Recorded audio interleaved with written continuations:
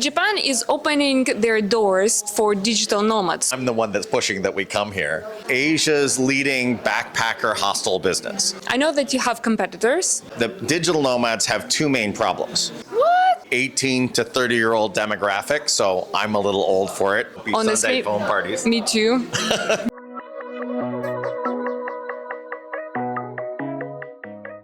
Hello, I'm here with Eric Solberg. I'm the CEO of EXS Capital, and we are, among other things, the investor behind Mad Monkey Hostels. Nice to meet you. Nice to meet you. And we met here at Koli Fukuoka in Fukuoka City in Japan. Is it your first time in Japan? No, I started coming to Japan in 1986. What? I've been here more than 100 times, and I've lived here several times. Oh my God. So what brought you to Japan for the first time? My father was an international lawyer who did a lot of work in Japan. He sort of filled our house with all kinds of Japanese stuff. So when I went to college, I stupidly tried to take Japanese. So was it hard to learn Japanese? Yes, I'm not very good at languages at all. So yes, Japanese is a brutally difficult language to learn. But luckily, to pronounce, it's very simple. So I'm not very musical, so things like Chinese that involve tones, impossible. But at least Japanese, I can say it. Can I ask if you have a base? I have several bases. I am officially resident in Singapore, where I have a home and an office. I also have a home and an office in Hong Kong. We have a representative here in Japan, and we're expanding into Japan, so I hope to have a home and an office here in the near future. And we have some people on the ground in London, and we are probably next year going to open up in New York. So you are a nomad for work? Very much so. So I don't think I fit the profile of the typical digital nomad, but that's exactly what I am. And can you tell me more about Mad Monkey? What is this and who is it for? So Mad Monkey Hostels is Asia's leading backpacker hostel business. It's really targeted at the 18 to 30-year-old demographic, so I'm a little old for it. I've kind of been banned from the soapy Sunday phone parties. Me too. No, you're much closer to the demographic than I am, I promise. But what it's known for, we have 23 locations. We're about to open number 24 and 25. We are in Philippines, Indonesia, Thailand, Vietnam, Cambodia, Laos, Australia. We're opening up in Malaysia, Sri Lanka, but we're very excited about Japan, and we think this will be one of our biggest markets going forward.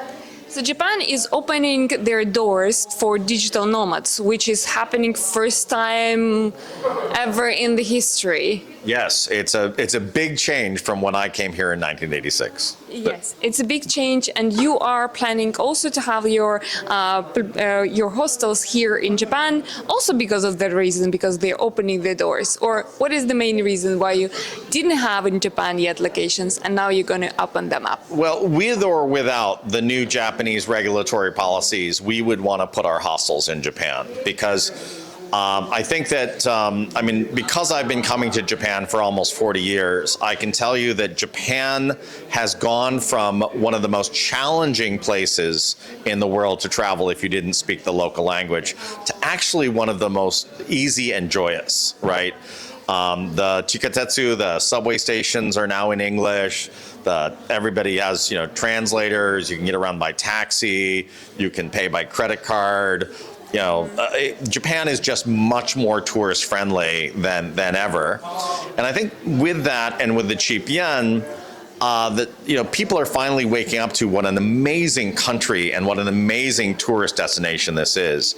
And one of the things that we want to do with Mad Monkey is, across Asia, is introduce people when they're young to these fabulous places in an affordable and fun way, so that, like me, they can fall in love with. I fell in love with Japan completely when I was 18. And we'd like to see, today's generation sort of go through the same experience. Thank you. What is your favorite destination from where you have Mad Monkey located? My favorite place to go actually is Japan. So as chairman of Mad Monkey, I'm the one that's pushing that we come here. But one of the things that's really interesting about Mad Monkey is it's not just a bed to stay in. Actually, the majority of our revenue comes from tours, parties, events, festivals. Community. Yes, and we always have a local charity that we are involved with for each hostel.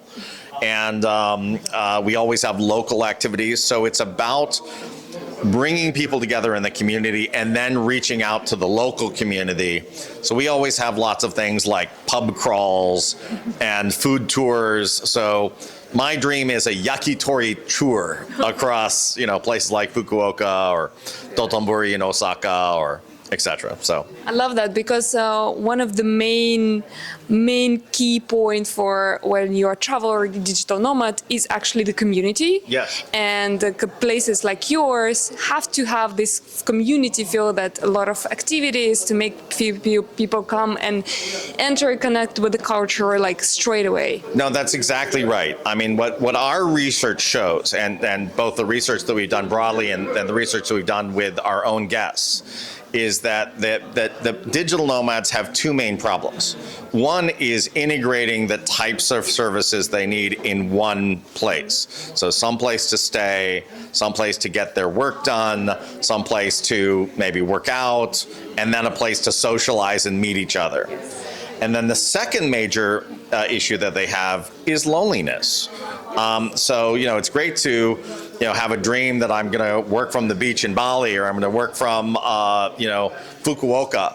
But if you don't know anybody there, it can be quite an adjustment process. And Mad Monkey and the other things that we're trying to invest in solve that problem immediately. 3 hours later, you're going to have 5 new best friends in Mad Monkey. Well, what are the country? I know that you have competitors. Sure. Maybe they are not competitors and absolutely. your friends. But what are other companies that doing similar? You love and respect what they do.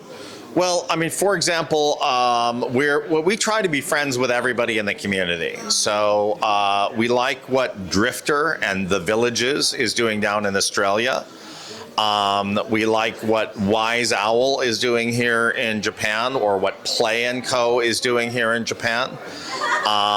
There's a lot of good operators, but most hostel operators in Japan or capsule hotels, they're just a place to sleep. And we think global digital nomads and backpackers need a lot more than that. So we're trying to provide, a full range of services so they really get the experience that they get, that they meet each other, that they get integrated in the community, and they've got lots of fun, delicious things to eat and drink. Yeah. So that's why we're in it. Thank you. Is there anything else that I didn't ask you, but you would like to add from yourself? Well, actually, Mad Monkey is only one of our portfolio companies. We specialize in EXS and what we call social real estate. So this is co-working, co-living, student housing, hostels, other types of hospitality. I think, as you know, we're working on something called Offsite, which is more oriented towards older digital nomads, even me. So, if there are people out there that are running these types of businesses and they're looking for capital and they're looking for advice on how to expand, we would love to hear from them as well. Perfect. I would love to see the magazines in your places. Is it possible? Absolutely. We would very much welcome that. So we're going to go through it? Yes, absolutely. We would very much welcome that. Thank you. Can I have? All right. Thank you. Yes, absolutely. Thank you.